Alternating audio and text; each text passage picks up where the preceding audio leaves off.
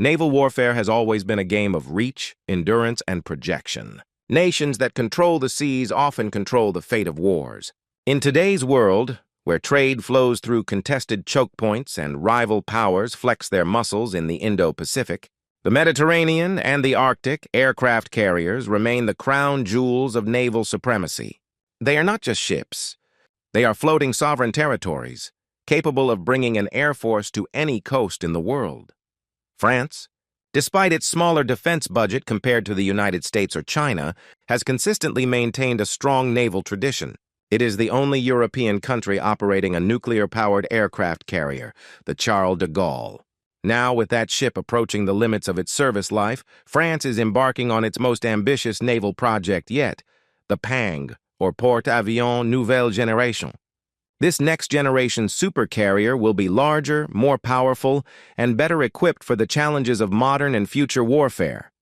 The announcement of PANG immediately placed France into the global spotlight. Military analysts across NATO, Russia, and China all recognized that Europe was about to field a carrier on par with the best in the world. But what exactly makes this new vessel so revolutionary? To answer that, we must first look back at the legacy it will replace.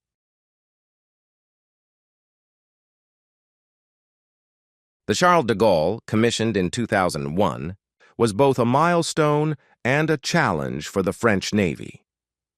As the first and only nuclear-powered carrier outside the United States Navy, it represented a bold leap forward for France. At 42,000 tons, it was smaller than the American Nimitz class, but large enough to operate around 40 aircraft, including Dassault Rafale fighters and E-2 Hawkeye airborne warning aircraft. Over its 2 decades of service, Charles de Gaulle participated in nearly every major French overseas operation. After the 9/11 attacks, it sailed to the Indian Ocean to support U.S. operations in Afghanistan. In 2011, it played a central role in NATO's campaign in Libya. Later, it conducted sorties against ISIS in Iraq and Syria, projecting French power thousands of miles from home. In doing so, Charles de Gaulle became a symbol of France's role as a global power. Yet despite these achievements, the carrier was not without problems. It faced delays during construction, issues with its propellers, and criticism over its limited size compared to American carriers. While capable, it struggled with capacity and technological limitations. The truth was simple. By the 2030s, the Charles de Gaulle would no longer be enough to guarantee France's naval edge. The answer was clear: a bigger, more advanced, nuclear-powered replacement.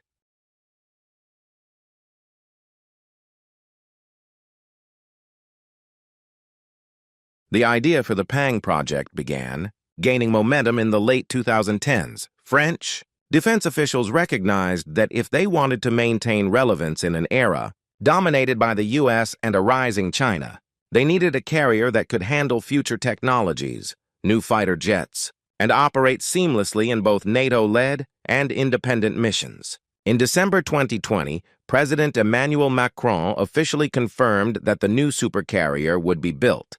At an estimated 75,000 tons, the PANG will nearly double the displacement of Charles de Gaulle, putting it in the same class as the British Queen Elizabeth class and not far from the U.S. Ford class. It will be nearly 300 meters long, feature a broader flight deck, and include advanced launch systems capable of handling the Future Combat Air System, FCAS, Europe's 6th-generation fighter program. The carrier is expected to enter service in the late 2030s and remain operational until 2080, spanning over half a century. Designed by naval group Chantier de l'Atlantique, Dassault Aviation and Thales, the PANG is not just a ship. It is a national project that symbolizes France's long-term commitment to power projection.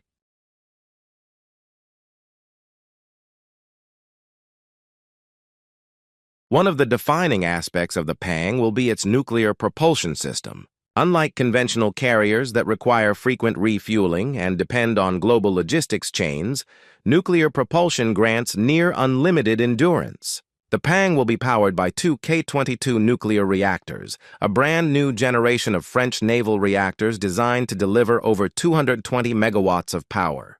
This is nearly double the energy output of the Charles de Gaulle's reactors, giving the new ship unprecedented capabilities.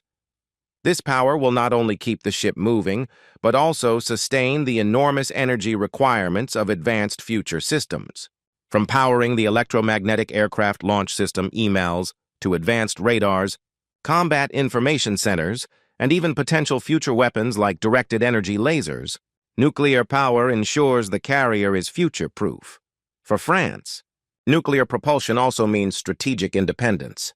With the ability to operate for over 20 years before refueling the reactors, the Pang can sustain long-term deployments in the Indo-Pacific, the Mediterranean, or the Atlantic without relying on allies for fuel supply. The heart of any aircraft carrier lies in its air wing, and here the Pang promises to deliver a revolutionary step forward.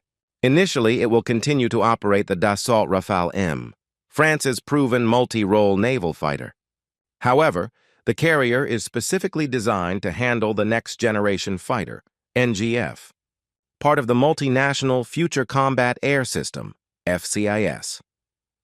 The NGF is expected to feature advanced stealth, adaptive engines, artificial intelligence integration, and the ability to operate in tandem with loyal wingman drones. These drones, known as remote carriers, will conduct electronic warfare, surveillance, or even strike missions alongside manned aircraft, multiplying the carrier's combat power.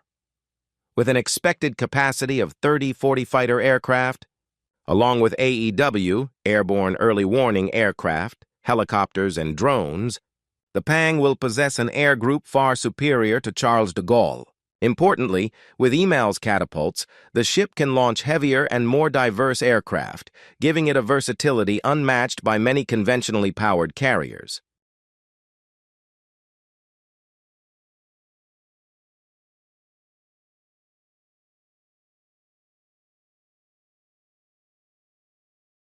Why is all this important? Because in the future of warfare, control of the seas will determine control of global trade, supply chains, and security. Aircraft carriers are strategic tools of deterrence, their mere presence in contested waters can alter political calculations. The Pang is not just designed for today's conflicts, but for the wars of 2070 and beyond.